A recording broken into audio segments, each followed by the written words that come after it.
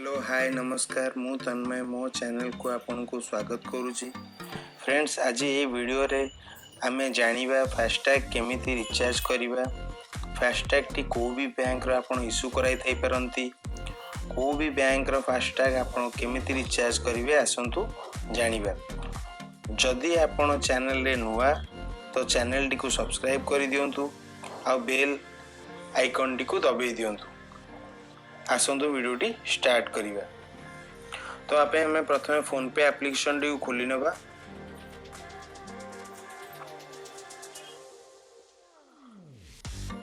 Scroll करी तळु आसले recharge and पे बिल्स ऑप्शन अछि, सेडी सी ऑल करले हमो सेकंड ऑप्शन टी मिलियो फास्टैग रिचार्ज। तो फास्टैग रिचार्ज ऑप्शन टी को क्लिक करिबा। तापर एठी विभिन्न बैंक रो फास्टैग रिचार्ज पे ऑप्शन अछि, विभिन्न बैंक रो। तो आपनकर जो भी बैंक हेतु आपन से अनुसार सिलेक्ट करनेबे आपन जो बैंक रो फास्टैग टी नेथिबे। तो हमर एठी एक्सिस बैंक रो फास्टैग टी अछि, तो हमें एक्सिस बैंक फास्टैग को सिलेक्ट करनबा। तो एबे से हमको व्हीकल रो रजिस्ट्रेशन नंबर मागुची, तो हमें एठी व्हीकल रजिस्ट्रेशन नंबर टा पके देबा। तो ये हमें व्हीकल रजिस्ट्रेशन नंबर टी पके देबा।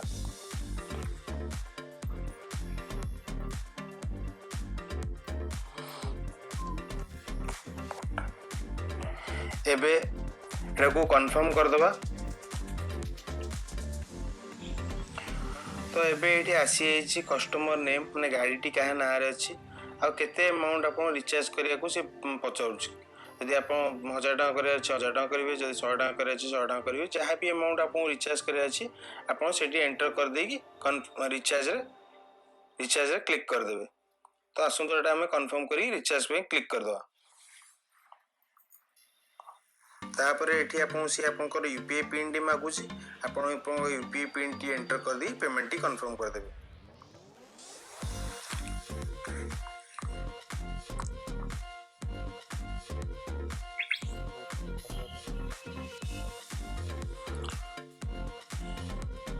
एडी हमर पेमेंट सक्सेसफुल हो जाइए। आशा करुच्ची आपको ये वीडियो टी भल लगी। जदि भल लगी आप सांगसाथी सहित शेयर करूँ आ कमेंट मत जनातु आपंकर को बैंक रो फास्टैग टी आपंकर अछि।